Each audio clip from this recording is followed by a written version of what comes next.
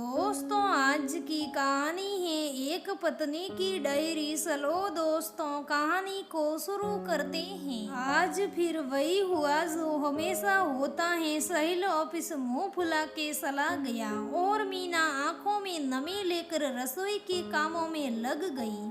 मीना की शादी को 3 साल हो गए थे। इस बीच वो एक बेटे की मां बन चुकी थी, लेकिन साहिल को वो अब तक नहीं समझ पाई थी।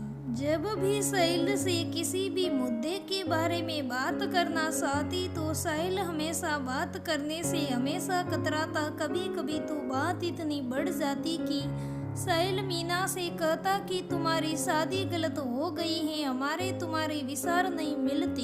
यह सुनकर मीना के अंदर कुछ टूट सा जाता था। मीना जब हद से ज्यादा दुखी होती तो डायरी लिखने बैठ जाती थी। जब तक डायरी के 4 पन्ने ना भर लेती उसे चैन नहीं आता। ये उसकी शुरू की आदत थी। जब भी उसका मन उदास होता ये डायरी ही उसका सहारा बनती।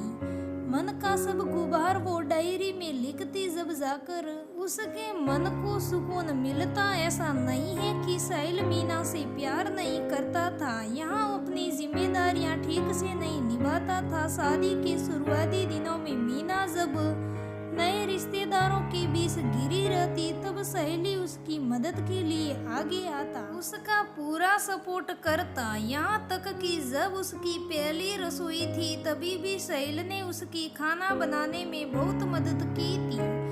शुरू में उसको साड़ी पहनने में दिक्कत होती थी तब भी सहेल उसकी मदद को आगे आता। दोनों की अरेंज मैरिज थी तो दोनों ही एक दूसरे को समझने की कोशिश करते। मीना खुश थी सहेल को जीवन साथी के रूप में पाकर, लेकिन कभी कभी वो सहेल के मूड को बिल्कुल नहीं समझ पाती थी, क्योंकि साहिल का मूड कब खराब हो जाए कोई नहीं जानता था। फिर वो कुछ बताता भी नहीं था। कुछ पूछो तो बस इतना ही कहता कि तुम खुद पता लगाओ मैं किस बात पर रोता हूँ। मीना अंदर ही अंदर सोचती कि मैं क्यों कोई अंतर्यामी हूँ जो मन की बात समझ जाऊंगी, लेकिन संकोच वश वह कुछ नहीं कह पाती, क्योंकि उसे माँ की दी हुई सीख याद आ जाती कि पति से बहस नहीं करनी चाहिए। वो भी सोचती धीरे धीरे सब ठीक हो जाएगा। माँ भी यही कहती थी। शुरू में ऐसा ही होता है, फिर सब ठीक हो जाता है। लेकिन इन 3 सालों में कुछ खास बदलाव नहीं है। साहिल का किसी भी बात पर गुस्सा होकर चाबी लेकर निकल जाना और मीना को डायरी में सब बातों को लिखना। दरअसल साहिल जब भी गुस्सा होकर बाहर जाता चाबी साथ ले जाता था, क्योंकि घंटी की आवाज से बेटा वंश जाग जाता था तो फिर बहुत परेशान करता था। मीना ने आज फिर डायरी के कुछ पन्ने अपने दर्द से भर दिए थे। कुछ सुकून सा मिल गया था उसे। तभी बेटा वंश भूख से जाग गया। उसको फीड कराने के बाद मीना थपकी देकर उसको सुलाने लगी। कब वो भी नींद के आकोश में चली गई उसे पता ही नहीं चला। इधर साहिल भी ऑफिस से आ गया। उसने देखा वंश और मीना गहरी नींद में सो रहे हैं और उसने मीना को जागना उचित नहीं समझा। फ्रेश होकर वो चाय बनाने लगा। तभी उसकी नजर डाइनिंग टेबल पर रखी डायरी पर पड़ी। शायद मीना जल्दबाजी में डायरी वहाँ पर ही भूल गई थी। उत्सुकता से वो डायरी पढ़ने लगा। एक एक पन्ना पढ़ने के साथ साथ वो मीना के दिल में छुपे दर्द को महसूस करने लगा। उसने तो ऐसा कभी सोचा ही नहीं था कि मीना उसके व्यवहार से इतनी आहत होती होगी।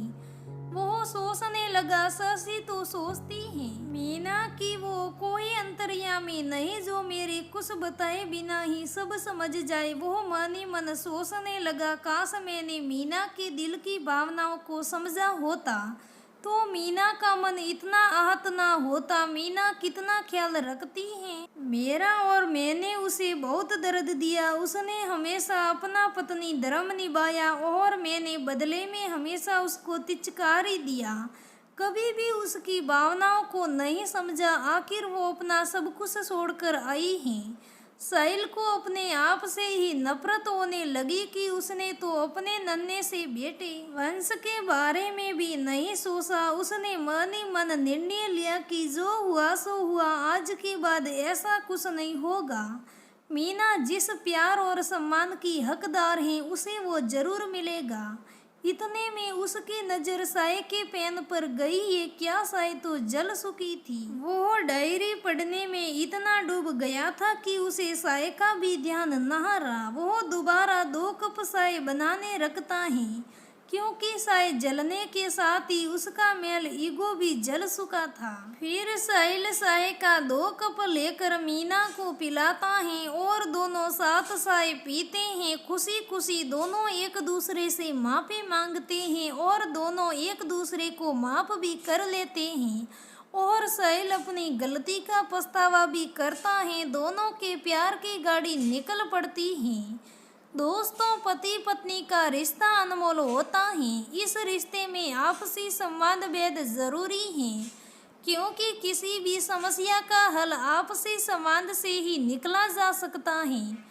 व्यवहारिक रूप में देखा गया है कि कुछ दंपति आपसी संवाद से कतराते हैं। वो एक दूसरे को अपनी भावनाओं के बारे में नहीं बताते हैं और मन ही मन घुटते रहते हैं। इस प्रकार के दंपतियों में बहुत सारी समस्या पैदा होती हैं, जो उनके रिश्तों की नींव को कमजोर कर देती है। इसलिए समय रहते आपसी संवाद करके समस्याओं से निजात पाई जा सकती है।